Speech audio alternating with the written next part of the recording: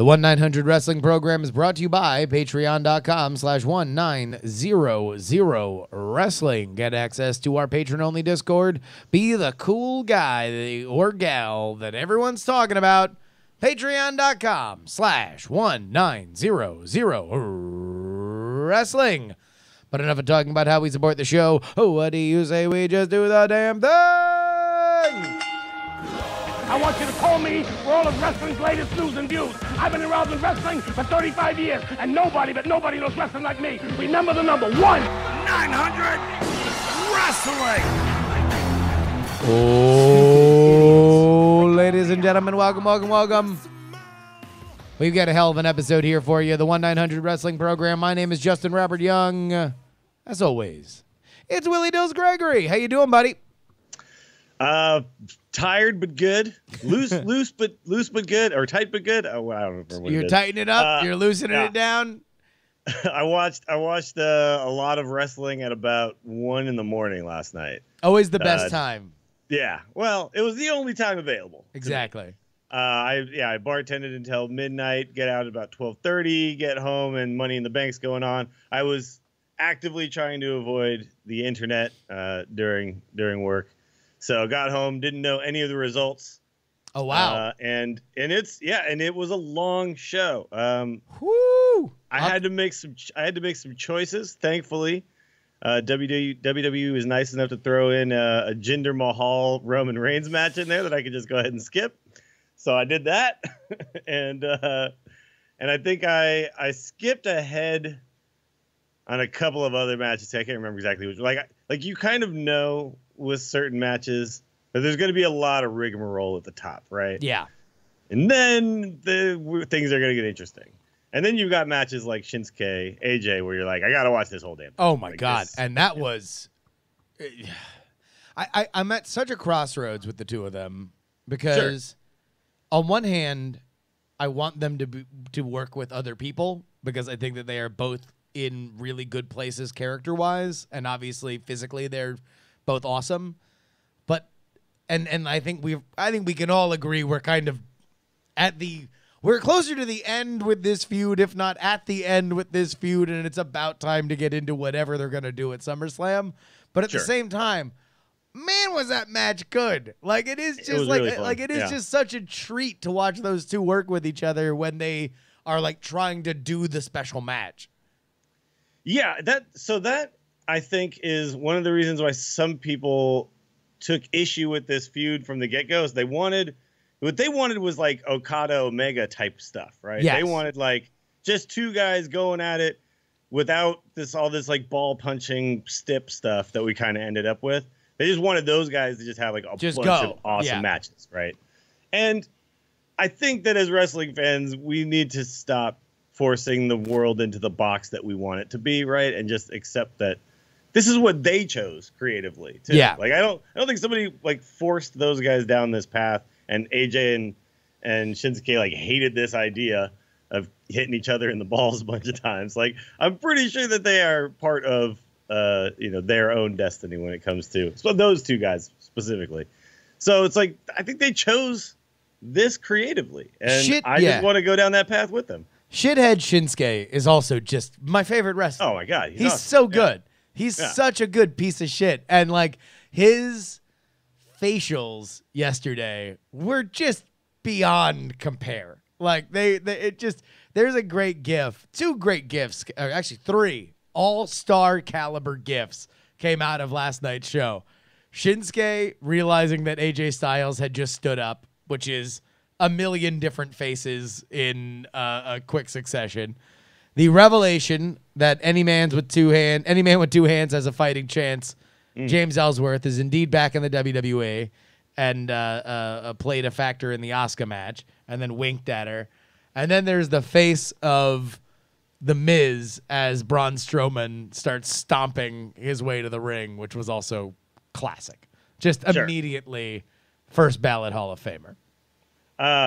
Yeah, like I think we got a lot of good moments from last night's pay-per-view. Like it was like this is WWE at their most WWE-ish. Yeah. Right? Where it's like, here's dope ladder matches. Here's a few awesome matches. Then here's some stuff that makes you scratch your head a little bit, right? And it's like they can't not get in their own way about certain things. Like they just they can't help themselves. And here's the other thing.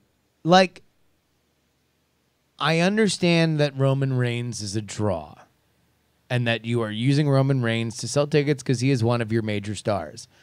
But, yes, and I would have loved to see that Jinder Mahal Roman match where, like, as a Raw main event, like, just build it up and blow it off on Raw because the Raw crowd is going to love that they get something special. Yeah. And that Chicago crowd is just going to shit on it. That was not a bad match. That was a pretty good match. It was pretty fun. It told a nice little story with the Singh brother. Like, it was all right. Yeah. But it's like it had no shot from the second that they both walked out because that crowd was just going to take a giant doo-doo on it no matter whether or not they came out and had Ospreay Okada out of nowhere, right? Sure. Yeah. I mean, to me, it was unnecessary in this pay-per-view. Like, it was. And it makes the pay-per-view another million years long. Yeah, like, exactly. There's a few matches I thought that just felt to me like they were unnecessary. Like this could have been a really tight, awesome pay-per-view if you take out Lashley Zayn and you take out Reigns Mahal. And not because I don't like either of those matches. I thought they're fine. They're fine. It's just that they didn't need to be on the show, right? So long. Yeah, and it's just, you know, when you know you're gonna have, like, you know what the draws are in this pay-per-view. Yeah. Like, you don't have to fill the rest of the card. You got Money in the Bank. You got 2 ladder matches that are awesome and gonna be awesome. And so, you know, and it makes sense. Open with Daniel Bryan. He's gonna get the crowd pumped up right off the bat. Perfect. Makes sense, you know, and then we can kind of like finish this big cast business so we can move on to whatever. I don't know. Yeah. You know, like we know that at some point it's The Miz, but I don't think we're gonna get there for a little while. But, and then we've also got, you know, we've got Ronda Rousey, Nia Jax, and we've got Carmella and Asuka. Like, so we've got 2 women's title matches as well. Yep. We also have AJ Shinsuke, and we've also got an Intercontinental title match. So it's like, why do we also then need to just throw in 2 random feuds over nothing but just, I don't know. Like, like, you know, it's like Sami Zayn being an asshole to Bobby Lashley. That was basically that feud. It was kind of like they just wanted to put these names on the show, but there was no real way to do it, and they just did it anyway. And I guess, I mean, I don't know whether or not that affects their pay. I think it might. Sure. So, I mean, like, could be a contractual thing. Good for everybody to get paid on it, but man, I'm with you. Like, yeah, it just ruins the pace, right? That's all. Well, because also all of these again would be really, really, really good main events for your free television show. Like, you can get a great episode of Raw if you just had one episode of Sammy repeatedly being a dick to Bobby Lashley and then Bobby Lashley beating the shit out of him at the end of the show. Absolutely. That's something that you can condense, and it feels, oh, okay, here's a thing that begins, middles, and ends right here on this show. They told a story. We got to the ending. Bing, bang, boom. That's actually a really interesting point, that it's like they've lost sight of anything but the formula of build our pay-per-views on Raw and SmackDown, right? Yeah. You don't get anything that is just like the entirety of it is contained within Raw and SmackDown. And you don't then have to watch a pay-per-view to get its payoff, right? Like you don't have that option. And I wonder, to be honest, if like because I remember growing up, I would watch Raw. Yeah, I would watch SmackDown. I would never get the pay-per-views because the pay-per-views were $60. That was the only thing. So no, if the story I would watch on that. I never knew what happened until the next one where they would show me the highlight or whatever. I would listen. I would listen to the pay-per-views with the scrambled cable. So I would hear the pay-per-views. Like, there's a tit in there somewhere. Yeah, exactly. There would be always. I remember there's so many WCW pay-per-views that I would listen to through the scrambled cable. That was like my jam. This is why you know where everybody hails from, and like announcers and stuff, because that's what you were listening. That's what you're paying attention to. All right. That was my pre-podcast obsession, was listening to Tony Schiavone and Mike Tenay explain the Psychosis Chris Jericho pay-per-view match to me. You know, describing things physically, even during like a television broadcast, is a very powerful thing. Mauro Ranallo is real good at that. I know. Where you get these like long like diatribes about what's going on in front of your eyes, but it just makes it so much better. Along with a few forced pop culture references. Sure, of course, in the middle. You know, sometimes he gets into a thing and you're like, I don't know if he knows how this is going to end. Yeah. But he just like keeps pulling stuff out of his brain. He makes references like Dennis Miller does, but they're all about the last 48 hours. Like he's just like instead of the entirety of human history, art, and literature, it's literally just the Google News entertainment section. You should just throw in a "yap, babe" at the end of like one of his things. Just really do it up. Everything is not love. Although I don't know why my Mauro Ranallo turned into my Rush Limbaugh, but sure, Mauro Ranallo, Rush Limbaugh, kind of same level of enthusiasm. Mamma mia! All right, so we will get a little bit more into Money in the Bank. Any other just immediate, off the top of your head, thoughts on Money in the Bank? I mean, we could talk about some of the specifics of certain things, but I would just say that it's funny because I see a lot of people shit on any pay-per-view that has any bad moment in it at all. All right? No. And it's like it's crazy to me because I watched that pay-per-view and had a great time. And then, like I said, I skipped over some matches. And it's like, you know, I just feel like we're too wrapped up in the bad moments as wrestling fans sometimes that we miss all the good moments that are happening, right? I mean, there were a lot of really good matches. Judo throwing friggin' Nia Jax. Nia Jax was insane. Ronda Rousey just wrestling was insane. She was so friggin' good. Yeah. And then, you know, like I will say I did not enjoy the Ellsworth segment. It was, and not because of him. The wink was cool and everything, but because I guess it's one of those wrestling tropes where you're like, oh, there's a person standing on the edge of the ring. I'm gonna freak out about that because why? Like, does Asuka have a history with Ellsworth I didn't know about? Is it like freaking her out that he showed up, or no? I don't know. It's like it's one of those tropes that I wish we could just. We don't have to do that. It is one of those things that a regular athlete would be like pointing at security to get the like, lunatic hey, can somebody fan. Get this weird impersonator out of here. Yeah, can we get the weird person from the crowd out of here? Because that's not something that should happen. But instead, everybody's like, "What?" They're amazed. Oh my God! Whoa! Who's this person? Who's not a part of the match? Yeah. It just lasted a really long time, and we all knew exactly who it was. So I think that. Well, I mean, we do in the internet community, but for other folks, I mean, I don't know who. People in the crowd chanted Ellsworth right when it happened. Well, yeah, but we're at this point, though. I think, like, you know how WWE has had to evolve along with the fan base a little bit, to stop pretending kayfabe is a thing and just kind of understand that we all know what's going on. Yeah. I think it's time to evolve on certain other things too, like these tropes, right? Like there's certain things that you do in wrestling matches that definitely worked in like the 60s and 70s and 80s or whatever, where it's like, this is all kind of a new thing. We're figuring it out together. We're kind of developing what this is. But we've got to a point now where it's time to refine and maybe cut off some of the fat. Like we don't need the lifting of the arm 3 times anymore, right? To see if somebody's out. We don't need the random person coming out of the audience and then everybody stops everything that they're doing. At least it wasn't the trope that they were really beating into the ground like 2 years ago, which was just the theme music distraction finish. Oh, sure, yeah. The music hits and then just, Schoolboy, we're out of here. Sometimes they don't come out and then they freak out. Where are they coming? Like, what's going on? If the music comes on, that means you're coming from there. And then, oh, he's behind him. Wow, that happened. Yeah, sure. Like but there's a lot of those things that this is kind of what makes people watch it and think this is silly. Where then you watch somebody who's doing something super silly, like Velveteen Dream, and you're like, I will show this to anybody who doesn't like wrestling, and I know they will instantly like wrestling because of what's going on here. Like coming out with a Hulk Hogan outfit and everything, but still being him and his character. Like all of that worked so well, and it is so silly and over the top. I mean, and also just talk about a dude who is literally just communicating with Reddit. Like the fact that he came out dressed like Hulk Hogan, with the Hulk Hogan stuff, because Hulk Hogan, I guess, criticized him during the Tough Enough season. But he was actually wearing the Prince Puma tights from Lucha Underground. Like, that was... Mwah. Like, it only got richer the more you paid attention to Velveteen Dream's outfit.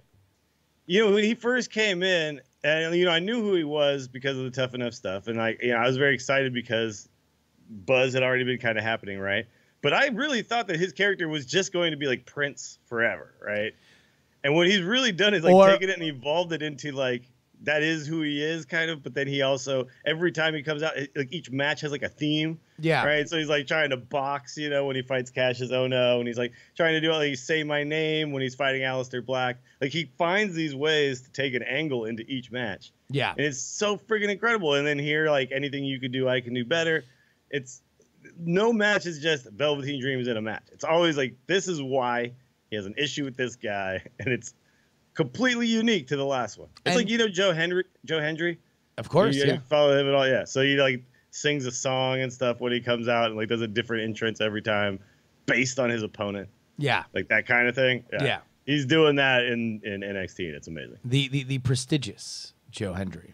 That's right. Yes. Who at least was. I mean, I think he still is a fairly regular Twitch streamer. So give him. Oh, really? Okay. Yeah. Well, we saw him in Orlando, right? With What Culture.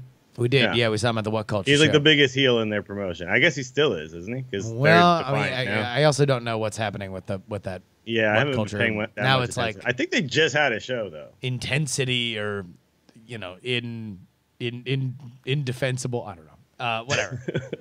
They're Defiant. I know that, and then I also I know that the Simon Miller guy is now actually wrestling for them. Oh, got you.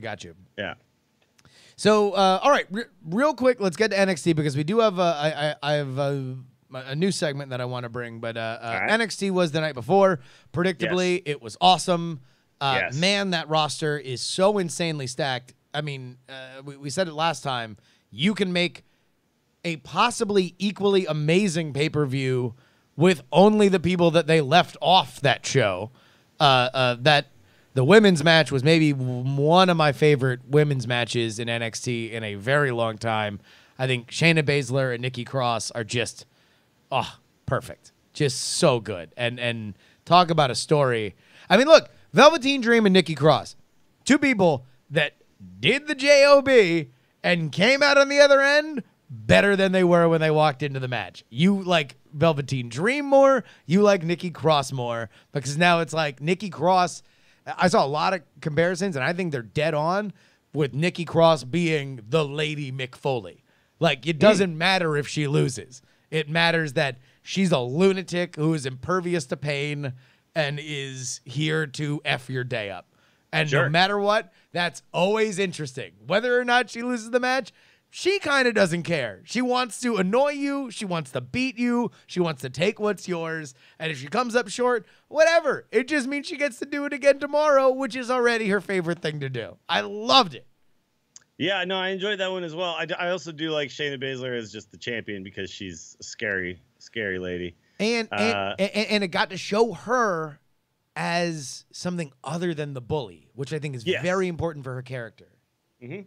Yeah, because she can't do that forever. I mean, obviously there was, it's like a good way to kind of introduce her is thinking she's better than everybody because of the MMA stuff. But then what I like about like Ronda Rousey is like how they're making her someone who's like really happy with her progress and being able to actually do the wrestling thing. Baszler just came in like, I'm gonna beat everyone's ass, and that's what I do. And she did. Also, with so this is one thing that NXT does, and WWE, look, maybe at some point Triple H is more in charge of what's happening over there, and we get something like this where it's like they cut the fat, right? Like, not everybody needs to be on this show. Like you said, there's enough talent not on this show that you could have like another pay-per-view, and that's what WWE does. They just put two pay-per-views in one and make you watch for 5 hours. Yeah. Whereas NXT is like, we're gonna pack in a whole bunch of good shit. You get 5 matches. They're all going to be amazing, and they're all going to get the amount of time that's kind of owed them. I don't know, just what it's supposed to be, not what makes sense so that we can pack in 10 matches. Like right? you can make an argument that NXT doesn't trim the fat. They trim some muscle. They just want to make sure that there's still muscle there by the end of it. Because look, that Johnny Gargano Tommaso Ciampa match was fucking amazing. Yeah. It was brutal. And I think we're going to get a loser leaves town for real at Takeover Brooklyn. I think that's going to pretty much be the wrap for one of them at that point. You got it, right? I think it's Gargano moving up to the main roster and Ciampa moving into like a title scene type situation in NXT. Because like I want to see them have this one more big blowout, but I do kind of want to see the storyline of Ciampa actually winning. Like I don't know, that would be, and it would set up, I mean, Ciampa versus Aleister Black or Ciampa versus anybody, really. Yeah. Ciampa Velveteen Dream. I think we're going to see maybe some Ricochet Ciampa at some point, too. Oh, yeah. Oh, Jesus. NXT, so stacked. Definitely want. So stacked. Also, so this whole thing was good. Like, I will say this, though. The Aleister Black-Lars Sullivan match, I just like both those guys, but that was the one match that I think maybe fell a little short to me. It's just like, I think Lars Sullivan is great. Yeah. I don't know where he's one of those guys that hasn't taken that Velveteen Dream next step with his character, and he doesn't have the experience to make up for it physically. Right. Sure. He does some really amazing things. What I kind of wanted them to do, which they're kind of teasing, was I wanted to see him hit like the Black Mass and have it like not even affect Lars Sullivan. Right. Like something like that, where you just like really set this guy up as a monster to the point where, because that's kind of where they're headed. Well, that was the ending, right? Because he hit him with the Black Mass and then he got up and then he had to hit him again. I wanted him to like, it kind of like felled him. I guess you can't really make it like it does nothing to the guy. I just sells it. Yeah. Like just sells it and stands in the middle of the ring. Because he's the kind of guy that I want to see. He's got like the freakishly large hands. He's got that weird giant body type thing. But like, but when he does actually make the move, I want him to be like the guy who's going up against Braun Strowman, right? And then having that be like a guy who makes sense. And then because it just makes sense to me. So, but he's just like right now. He's like, he's kind of. I think he had that missing time.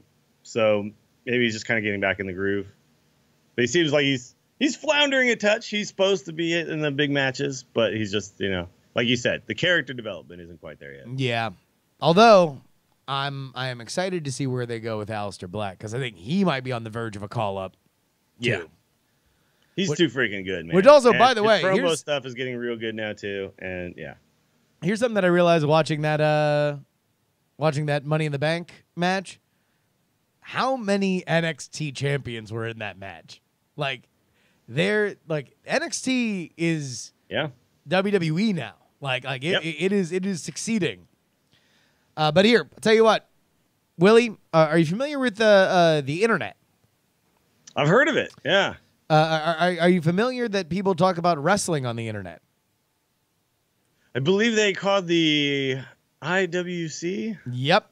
But do you know that there is indeed a codified place in which people sell their hype for various wrestlers? It is a place I would like to bring you to right now that I have called the Stocks Market. All right. This is like the meme economy that you can find sometimes. Like some memes are definitely hot right now and you want to buy, and then some are on their way out. It's time to sell those ones. Absolutely. That's it. All right, here we go. Heavy trading today after the pay-per-views over the weekend.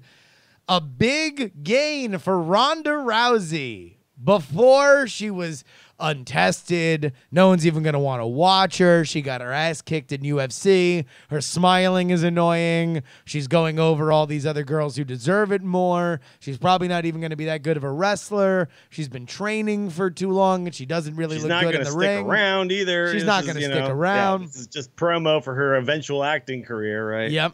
Now she's Kurt Angle. And I say that because I said that in our Discord, and I kind of meant it. man, was she good. She got as good of a match out of Nia Jax as anybody has on that roster. That was a fun match even before the big swerve. Yeah.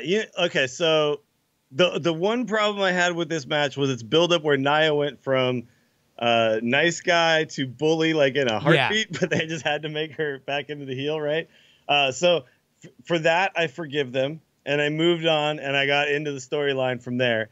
But I loved the I'm not scared of your armbar. Get put in the armbar, immediately start tapping. Tap out, yeah. All of that was awesome. But then when we got the match, we got Ronda selling, which is, look, she didn't have to do that much selling in her first match at WrestleMania, right? Because the people she's fighting, first of all, Triple H isn't hitting her. The other person is Stephanie. How much has she really got to sell Stephanie? Not a lot. Right, yeah. She's fighting Nia Jax now. Like, you're getting hit by a 270-plus pound woman. You're getting body slammed to hell. Yeah, it needs to look good, right? And it looked friggin' good. I wonder how much actually getting hurt in the past makes selling getting hurt like easier. That was part of the theorizing, was that she knows what it's like to get her ass kicked, so she can recreate those things physically on a way that is very realistic. But also, it's like an actor remembering, like, when their parents got divorced so they could cry on screen. Absolutely. Like, look, here's the other thing too. Her going. The high flying stuff looked really good. I didn't even think that was something that was like in her arsenal. It got a little scary for a second because she looked like she was going to slip, and then she kind of gained composure and pretty sweet little crossbody. Whew. Tell you, she was very impressive. And that's why on Heavy Trading, the Ronda Rousey stock market stock is up. But you want to know what, Willie? It wasn't like that for everybody. Let's go ahead back to the stocks market report. Alexa Bliss down on Heavy Trading. Wow. Look, a lot even of people, after becoming the new champion, still down, huh? That's the problem, though. A lot of people on the Reddit very upset that Alexa Bliss is again the champion, that we don't get a new story, that she's the center of attention, that God forbid she go a month and a half without the title. There was a lot of also bitching about how she wasn't there for her Money in the Bank match spots, that she didn't sell well enough. What do you say to a down day on the stocks market for Alexa Bliss? Well, Justin, I think this is the time to buy then, because Alexa is bound to go back up at some point. Sorry, you cannot keep the goddess down. She's just too good. And the facial expressions, look, I get it. Sometimes she shies away from the bumps. I get it. Yeah. But look, she's got a lot of things going for her. She's tiny, so when she wins, it's like pretty amazing. She also has really dope moves for a female wrestler. Great on the mic. Great facial expressions. She's don't worry. IWC will be back on the Alexa Bliss hype train. I believe so too, because at some point one of these crowds is going to really boo her because they really don't like her, and she's going to destroy them, and then they'll all immediately love her again in seconds. As soon as she eviscerates them, that'll be it. That'll be a wrap. I think the problem for her right now is that people want Becky so badly. Everybody wants Becky so badly, and when it's not Becky, it's then it's going to fall on whoever it is that wasn't Becky. Because the whole thing where she had the damn briefcase, she's literally got the climbing thing, whatever it is, the little pylon thing, whatever. She got that thing open, right? Literally, she just has to move get it, and she inexplicably stops and watches Alexa run over and grab the bottom of the ladder. So I think a lot of people, that was a botched timing moment in the match, and not good. So, but it's like, it'll happen, you guys. I mean, have faith in Becky Lynch. She's coming. I have faith in Becky as well. I was just very interested to see all the hate for Alexa. The Alexa hate's an interesting thing. Yeah. But look, the Because- world is right again. Alexa Bliss is a A champion. lot of comments about her tits too, like a lot of like it was just weird. It was like a weird place, Yeah. a weird place for the internet to go to just be Well, like. apparently she just had them done, right? So Well, everyone's and that's the talking about thing. that. So it's like, oh, well, she got her tits done, so now she's gonna be the champion again. And it's like, hey, look, I'm not judging. All I do is I watch. I watch the stocks market. I see whether or not there's a up or down movement. And Yeah. by the way, here's a long-term growth. Dean Ambrose shooting up. Now, this is a very volatile stock on the stocks market, Willie. I mean, it's always been up or down. Like, I think all members of the Shield have had their fluctuations on the market. Yes, indeed. But Dean, when Dean is wrestling, everyone's tired of Dean. Nobody likes the Ricochet. Because he's 340 days a year, Dean, when he's wrestling, right? Like, he's at every single show, he's doing something. But now that he's Yes. injured, oh, there is not a day that goes by where there's not a remember this Dean Ambrose moment. Remember this Dean Ambrose match. Remember Dean? Remember when Dean said this? Remember when Dean wrestled Kevin Owens? Remember when You guys know who I miss? Dean Ambrose. No, dude, absence makes the heart grow fonder, right? And I think everyone's heart is very fond of Dean Ambrose right now. You don't remember the stuff that you didn't like. You don't remember that he was out there every single time, and like sometimes he looked like he was moving at half speed. You don't remember that anymore Nope. because he's been gone for so goddamn long. He's going to have like the pop for him Yeah. will be next level. Now, do you think they reinvent his character when he comes back?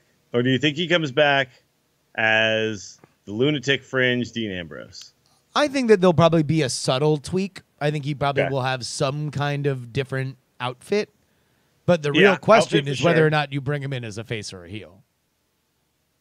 Face to begin with always, right? Because the pop, you kind of have to come out as face, right? But, well, Seth Rollins came out to a pop and then immediately turned heel a while ago. Oh, no. They will put you where they want you Yeah. immediately. We've yet to see Solo Dean doing what we assume he is best at. Even he assumed, I mean, in that table for three, he, talking through the like semi-kayfabe of, table for three was like, yeah, I was expecting to be the bad guy when the Shield broke up. Turns out now I had to relearn how to be a good guy because I wasn't the one to turn on everybody.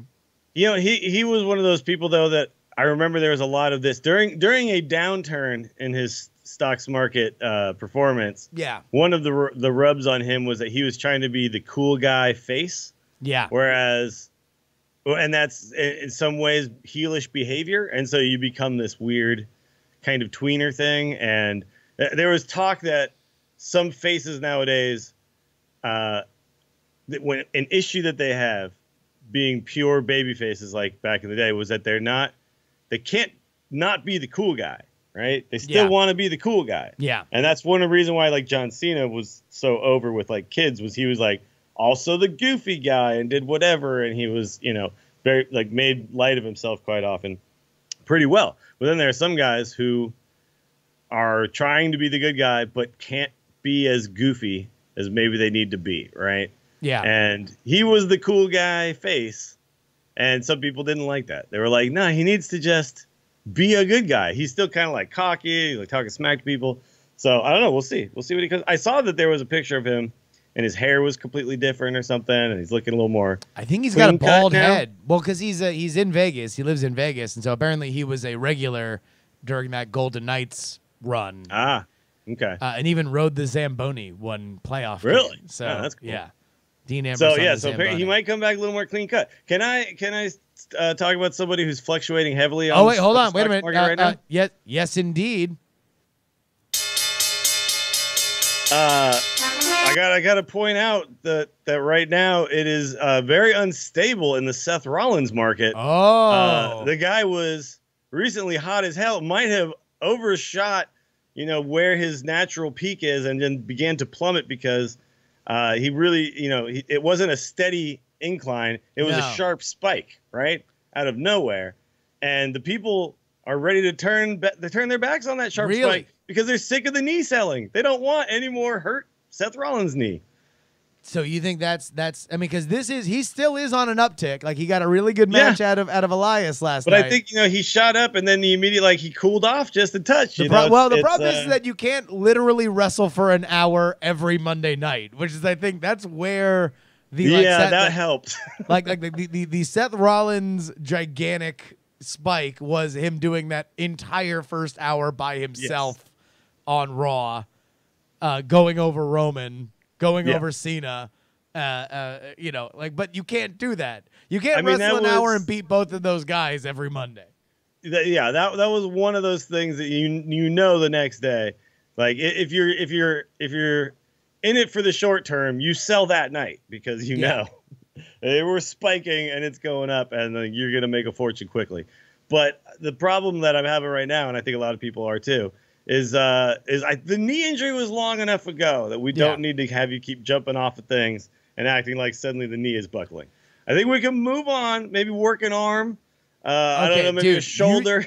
You say that, but Ric Flair was going to the top rope and then getting taken off there because he was referencing like a Starrcade win in 1982 for like 3 decades. You got a lot of mileage out of that one. That's true. So, that was like that's one of those things where who knows. But yeah, you're right. It is one of those things that you worry about Seth.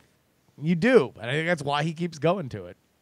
Look, it's effective because that it's got a basis in reality, right? Yeah. But it's one of those things where you're like, man, I just want to see some variety from you because I know he puts on great matches. So I really enjoy both Elias and him, and I had a great time watching that match. I was kind of hoping Elias was going to win about halfway through. Yeah. When he actually, jumped out of the way of Seth off the top and then came darting up the steps and hit the elbow. Like, oh my God.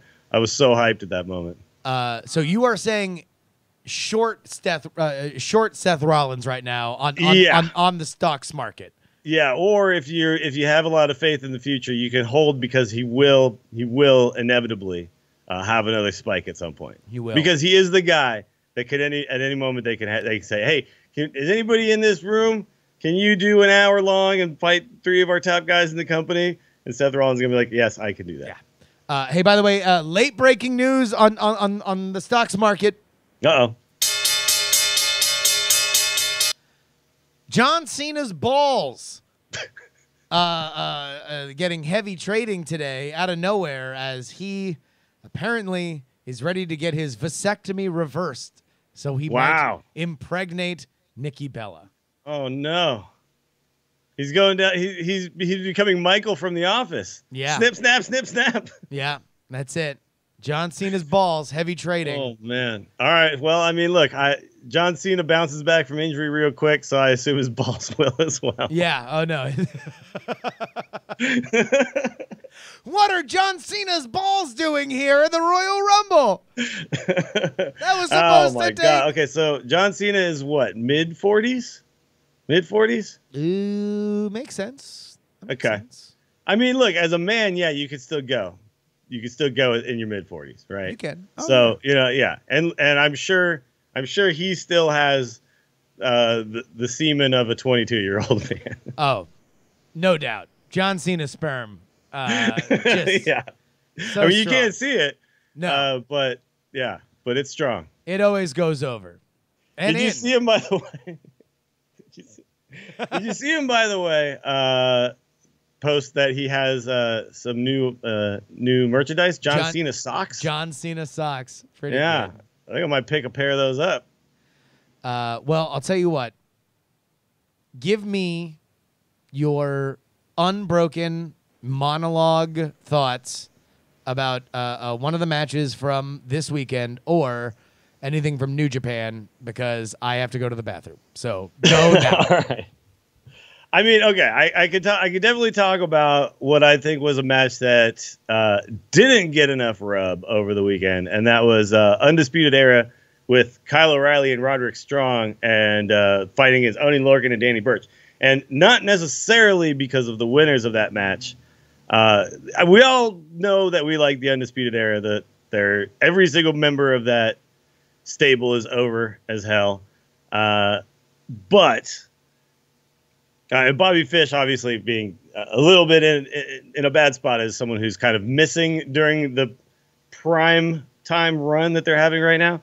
But Kyle O'Reilly and Roderick Strong both looked amazing. But who really kind of stole the show there was Oney Lorcan. Oney Lorcan and Danny Burch. I mean, I think people who are on the stocks market, I believe both of those men have been doing pretty well. And they're dark horses, right? They're like, if you're in it for the long haul, you pick them up for pennies. They're penny stocks that then somehow end up going up and becoming highly valuable commodities. But this match was, I mean, there's sometimes when I'm watching a wrestling match. Yeah.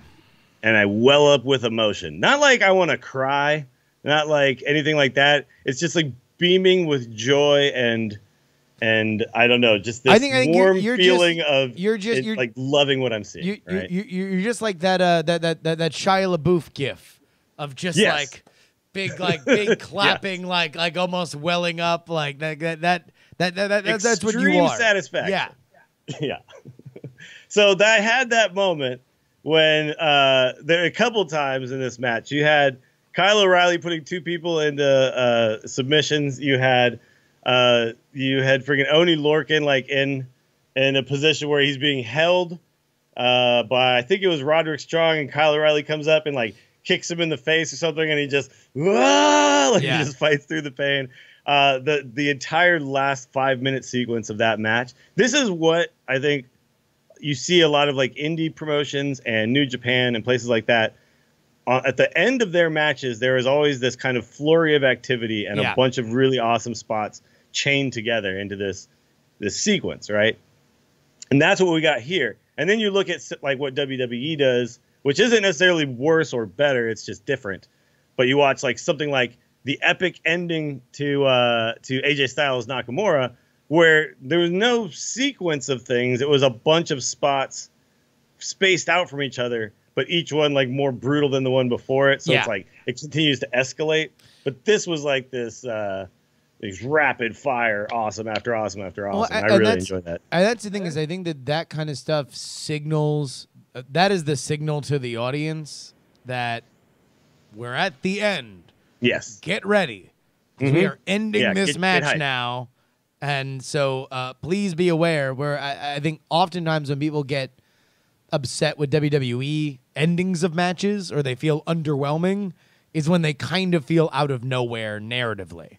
That it's they definitely do that more often. They don't do this big kind of, okay, everything builds to essentially an apex, right? Like in WWE, you get roll-ups and you get, people just, I got distracted, then I got hit with a chair and now I'm out. And right? now part of that is that they have to do more, right? The WWE, everybody who wrestled last night from Raw is probably going to be wrestling again tonight, and they're going to have to tell another version of that story that they haven't already told. But here, before we wrap up, let me hip you to this. This Hardy's doc last night. Now you didn't watch it. I've not watched it yet, but apparently it came on right after the live pay-per-view, right? It did. So it's on the network. Okay. Yeah. Let me highly, highly, highly recommend this doc because when Matt Hardy has said like, listen, if we were ever going to tell this story, I wanted them to tell it all.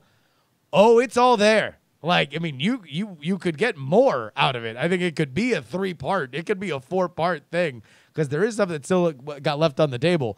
But if you were worried that this would be whitewashed in any way, oh, man, is it not. There are name brand references to the drugs they were on. Like Jeff mentions that he was somaed out. There is every version of cell phone video of the two of them just being inappropriately screwed up. The video from a Waffle House of Jeff Hardy on so many painkillers talking trash to CM Punk, references to CM Punk, footage from TNA, not only the Broken Universe stuff, which we were aware of, but also they have a whole thing on the infamous Victory Road pay-per-view where Jeff Hardy was too screwed up to wrestle Sting, including interviews with everybody because all the people that were there are now in WWE. So they have their interviews with Samoa Joe and Sting and AJ Styles. It is exceptional. It was I was continually shocked that they were showing what they were showing and they were talking about what they were talking about, including, behind the scenes stuff like Eric Bischoff coming down and they're showing the subtitles of Bischoff telling Jeff Hardy to just take the finish and wrap the match up before the match even started, which is like, that's kayfabe stuff. I'll say this. You can't tell this story 5 years ago. No. Because you haven't had the redemption arc yet. Yes. Right? And they've had the redemption arc now, and it's going well by every indication. It's working out all right. You got Jeff holding the belt, and you got Matt holding the belt, and you got some good stuff going on. Although even then they didn't skip over the fact that Jeff just got a DUI. Like, sure. That's part of the doc. It's like, hey, by the way, they're still not out of the woods. Look at Jeff just got a DUI. Like, this is the thing about an addict, man. You're never out of the woods. It's not a thing where you take a magic pill and like, oh, I beat my sickness. Like, it just doesn't happen. So, oh, dude, Matt doing, I forget if it was Matt or Jeff admitting that they were on bath salts. Matt talking about how he got kicked out of rehab because he one of the dudes at the rehab had snuck in whiskey, and so they got busted drinking whiskey. But he's like, oh, whatever. Like, I can drink. I'm here for pill stuff. Yeah, that's another thing that many addicts and alcoholics say. Like, no, that wasn't my problem. Yeah, my problem was the pills. I could do this. Bath salts, I haven't even heard of that. I'm sure I'll be fine with that. But yeah, a lot of stuff with Rebby Hardy. Like, it was. I hope this is the direction that they're taking with this kind of stuff, because it was exactly what I wanted as a fan. Like, it was unvarnished. It was real. It showed the reach of the company. It showed the budget of the company. Yeah. And it memorialized the moment that we were there for, which was the Hardys coming back at WrestleMania, which I will always have a soft spot in my heart because we were there. Yeah, that was pretty epic. It was funny, too, because seeing them the night before, I was thinking, if they were coming back, they wouldn't have done all that stuff, right? Right? And I was talking they would have nearly killed themselves on the ladders for ROH. So, in Lakeland, like... because Ashley was watching it with me, and she actually watched the Hardys talk with me, which was, it shows you how engrossing it was. Sure. And she was like, oh, was that something that was known? Like, did people know that they were coming back? And it was like, well, in that moment when the New Day came out, there were delete chants, but up until then, like, no. Like, again, like we saw them the night before, and they killed themselves in a ladder match. Like, they did... Yep. They were more violent in that ladder match than what they wound up doing at WrestleMania. Yeah. So it was nuts. 2 ladder matches in 2 days, man. That's, and when you're also in your 40s, okay. Yeah, and you're also both drug addicts, like, Sure.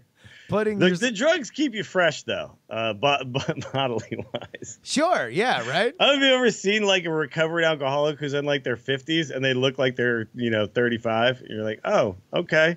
That's weird. There is something to the curative properties of your body just being embalmed. They're constantly embalming themselves. Yeah. But yeah, no, I definitely got to watch that. Maybe tonight will be a good night as there's no more wrestling for me to watch outside of Raw, and I generally skim Raw. So yeah. No, I think this would be a very, very, very good use of your time, including also a lot of their.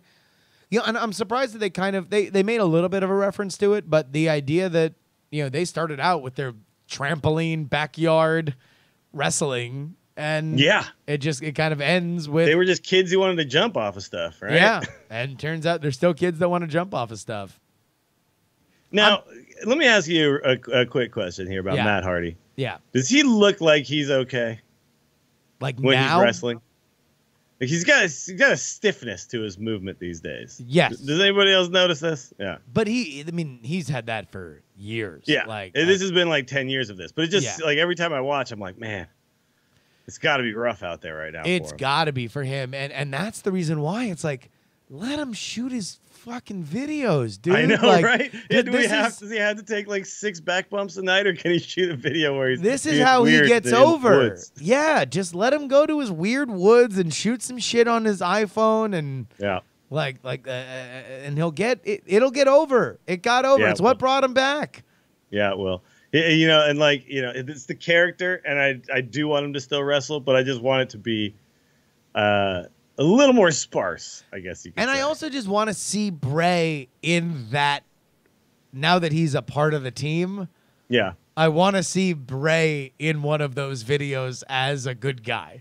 Like, Let's see like Bray's character lightened up a little bit, right? yeah, or just like what happens with like when Bray's at the, you know, when Bray's at the Hardy compound, like eating meatloaf or whatever, Sure. right? Like, Sure. You know, it's funny. So he's been the leader for so long. We get to see like Bray Wyatt in a follower / equal kind of scenario here, which is that's new for his character. That could be some development, some growth. yeah. Show it to me.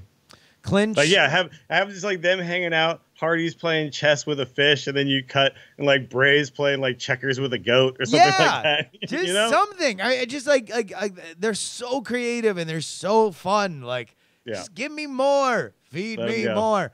Clinch points out, no one could get over shooting videos on an iPhone and editing it on Movie Maker. I mean, you certainly couldn't sell 10,000 seats to an arena based on a YouTube series. No, never. I don't see how that could ever happen. Yep. All right. You want to do our little most popular segment on the show? Yeah, why not?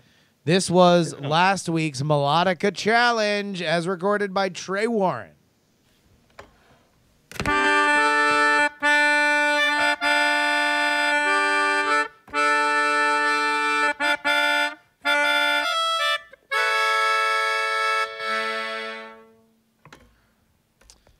Do you have a guess? Oh, I'm trying to imagine those sounds being made by different instruments. Yeah. It feels very orchestral to me, Mm-hmm. but I'm not getting anywhere. Let's see. I can never find. I feel like I need to smoke weed before we start this segment. So I can really like hone in on it, you know? All right, You got to here we get that go. like stoner like focus when you're listening to these, because you have to pick out what he's trying to do. Yeah. Because he's also trying to not do it at the same time, which is what makes these so difficult. Well, I'll tell you what, man. I tried to give you as much of a hint as possible. That was indeed Woken Matt Hardy. Wow. Okay. All right. But so that's the WWE version, not the Yeah, no, that was not the not Moonlight Impact Sonata. version? Okay. Because what was the one that he used in Impact? It was wasn't it just like Rebby playing piano or something? Yeah, and I think that Yeah. there was a part of this one that is also a Rebby Hardy. But I know that they spiffed it up a little bit. Yeah, no, there's the like dum dum dum dum dum dum dum dum dum dum. I mean, you can't keep what's the name of those two kids? You can't keep them off of all your intro music, right? No. Oh, the CFOs? Yeah, the CF. Yeah. Yeah. All right, well, here we go. This is this week's Shitty Melodica cover.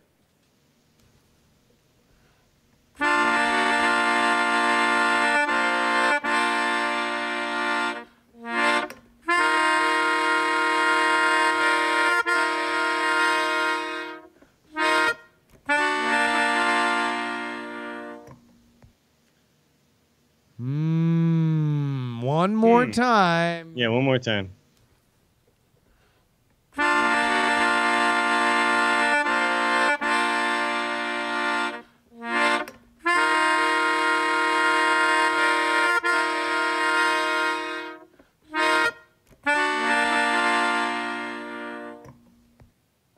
Interesting. Okay.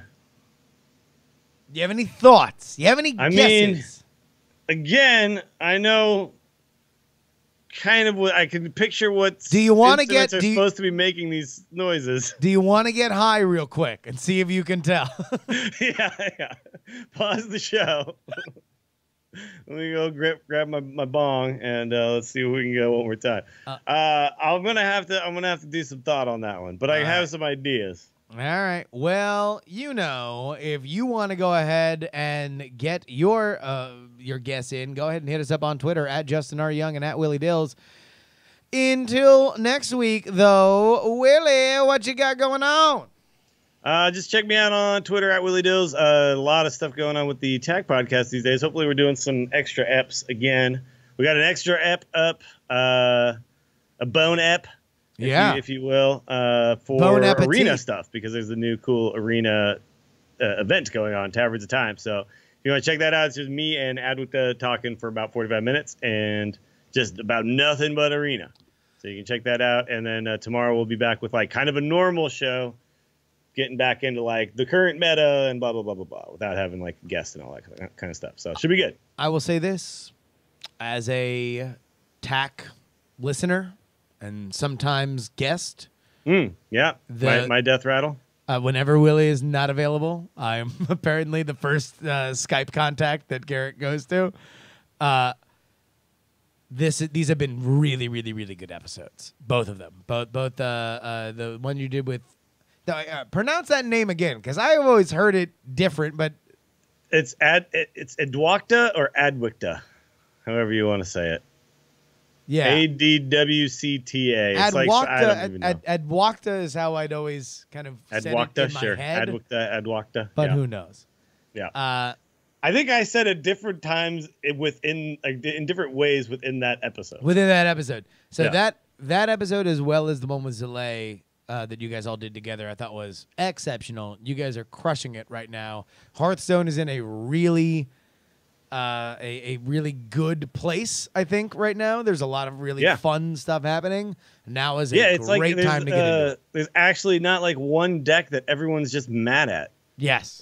You can actually play a bunch of different stuff. So you're mad at a lot of different decks, which is always good. Yeah. I'm mad at whatever they play against. I'm mad at anything because I have actually eaten just butt by the wholesale pallet on the ladder lately, because everything. Well, that's one thing that's, everybody wants these balanced metas, but what they don't realize is that also means I can't just go choose the OP deck when I'm getting frustrated. Right? Yeah. I'm like, no, I want the spam deck where I just ram it down everybody's face. No. God damn it. It's not available anymore, man. No matter what you pick, it's going to be about 57%. Now I have to not be super wasted when I'm just trying to bang out like 4 games on the ladder before I go to sleep.